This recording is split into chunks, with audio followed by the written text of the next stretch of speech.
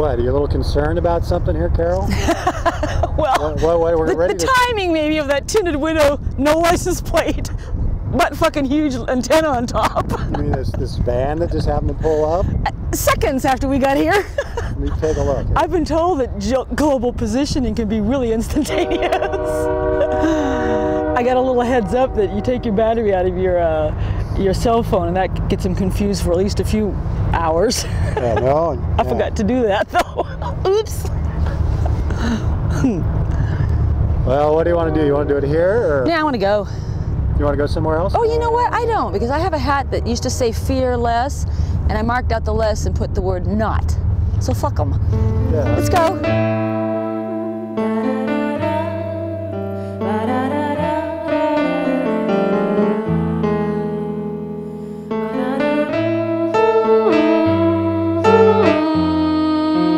On October 9th, I placed a phone call to Francesca Levier-Johnson, who's the staffer at the Human Rights Center for the Human Rights Commission.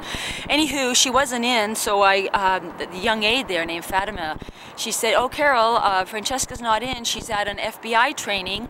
So I went in the next day in hopes of catching Francesca to find out what that might be about, her participating in an FBI Citizens Academy training. Well, she wasn't in there, but as I walked in, Fatima was there at the desk, and Andy Fernandez was standing by her. And who's that? And he is the liaison from the city manager's office to the Human Rights Commission and the Human Rights Center. So I didn't even get a greeting out, but Fatima said, "Oh, Carol, Francesca isn't back yet from her," and just she couldn't get her sentence out because then Andy said, "She's not here, she's at a training." And I said, "Oh, well, what training might that be?" And he lowered his voice and looked at me and said, "FBI." And I said, "Oh, really? Would that be under the auspices of the Department of Homeland Security?" He says, "I can't say, I don't know." And I said, "Well, I don't know about this." And he says, "Well, Carol, it is our feeling here that it is beneficial to have someone on the inside of the FBI." So I said, "Andy, I'm just real not sure about that, but when Francesca gets back on Monday, I'm sure that she and I can have a conversation about this." So that was fine. On Monday I came back and Francesca was there. Could have been a Tuesday, it was a hectic week.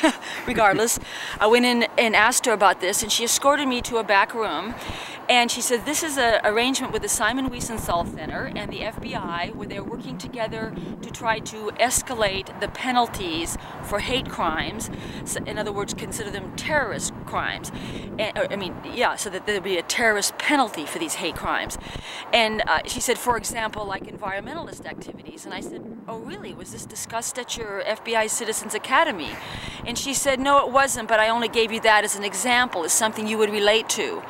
So as it turns out, later on I had an opportunity to go through the file, and in fact there was considerable discussion from the FBI about Operation Backfire and environmentalist activities. They even went so far as to say that in Oregon it's a long-standing tradition to harvest the resources, but some people step over their constitutional rights in protesting it and commit crimes, and it went into all their many successes in arresting Operation Backfire folks. But what I could see was that there seemed to be so much about Operation Backfire with very minimal about human rights offenses, which makes me wonder if this was the hook to get Francesca, and as it turns out, former program director of the Eugene Human Rights Commission, Greg Rickoff, is an alumni of the FBI Citizens Academy. And where does he work now? He works now for the University of Oregon, and he paid me a call today. We can go into that later. So I go home, and the next week or two I noticed editorials in the New York Times that were really very critical about similar things happening in other communities in America of undercover surveillance. The state of Maryland is highly concerned about that. The legislature, in fact, sent out the Oregon State Police to 53 people who'd been undercover surveilled for 3 years to let them know they had the right to get their files. And there was another editorial about how Mukasey, the Department of Justice director, I believe, is trying to ramrod through a lot of these abilities for the FBI to surveil people, whether there's a reason for a crime or not. He's trying to ram it through before Bush leaves. So I thought about my conversation with Francesca, and I got these two editorials together. together and a letter to the Human Rights Commission that I actually brought to her office around 1 o'clock the day of that 6 p.m. meeting. Because as I explained to an aide, please get this to Francisca. I do not do surprises to friends. So I got to that meeting about 45 minutes before it started. This is my habit, to sit, relax, eat there. They got good little peppermint candies. And so I saw Francisca and I asked her if she had gotten her copy of the letter, and she said yes. I said, are you okay with it? She said, yeah, it was fine. So I read the letter to the Human Rights Commission, and that was basically that. Until next following few days, I left messages for Francisca and a written note, and I wasn't getting any calls back. And I thought she was okay, but maybe not. I got a letter from the Eugene Human Rights Commission saying that they really can't address my concerns because Francisca did not participate under their authority or through them, that she was assigned to do this by the city staff. I did let the commissioners know in my letter that I was going to be trying to find out from the city of Eugene how many different staffers have been sent to be trained by the FBI at the Citizens Academy. And in my letter I said I could understand if, say, police staff were sent, perhaps there's a natural tie-in there, but if it's only Human Rights Commission staffers, that would be problematic to me, and it would make me wonder why. And I get a call out of the blue from someone I haven't had coffee with maybe ever, but certainly not in the last 10 years. But anyway, Greg Rickoff called and said, we need to talk. And I said, oh really? And he says, yeah, let's get together. You know, I think that the work that I've worked on in the past and that you're working on, this could all come undone and be very damaged by what's happening. I go, really? I wouldn't want that, Greg. And then he says, let's get together. And we made arrangements for next Tuesday. And he says, and just so you know, I'll bring all my materials from the FBI Citizens Academy and from the Eugene Police Department Citizens Academy. And I said, well, if you feel that's necessary, Greg, sure. But I'm already aware from Francisca that you and she perhaps had lots of different trainings with lots of different things to do the work you do. And he says, yes, Carol, and it's not just for communities of color, it's for civil rights too. And I said, okay.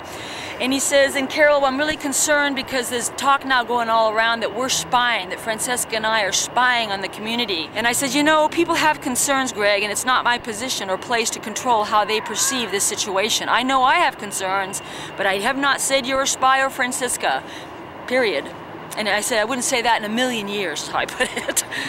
Maybe 999,000 years. A few days ago I was chatting with Ruth Demler about all these various and sundry little games, and she was saying, I actually let her know that I had placed a phone call to City Manager Reese on Monday. This is Friday. And out of the blue it just occurred to me that I wanted to pass on a message that I really did appreciate what Samantha Cirillo said about 2 months ago at a City Council meeting at the podium. She was pointing out that Portland had refused to be part of the Joint Terrorism Task Force, and she wondered why it was that Eugene participates in this, and urged that they take a second look at this. So I called him up, delayed reaction 2 months later, and said, you know, John, I really think, given what's happened as a result of May 30th, why is Eugene connected with the Joint Terrorism Task Force? We shouldn't be. It's a world of trouble for us. Of course, he didn't call me back. But anywho, I was telling Ruth about this conversation, not a conversation, this message. And she said, Carol, you know what? I'm on the committee for the City Club that schedules programs. And we have a cancellation on December 5th. DeFazio had to drop out, conflict of schedule. And I think it'd be great if Lauren Regan could be a guest and talk for 20-25 minutes. And then City Club members can ask questions too about this. A couple days later, I get a call from Ruth. Carol, you're not going to believe this. I got a message, an angry message from Carmen Urbina, who is the president of the City Club, close friends with Francisca Levia Johnson with the Human Rights Commission. Nonetheless, she called with an angry message saying this is not going to be the program, it is canceled. But Ruth did say to me, there are going to be a lot of City Club members really upset about this because this is something that's been on people's mind. Many people have made comments to her, what in the world is Eugene doing in cahoots with the Joint Terrorism Task Force, Department of Homeland Security, FBI, training human rights staff. It's troubling a lot of people, and for some reason that discussion was muzzled.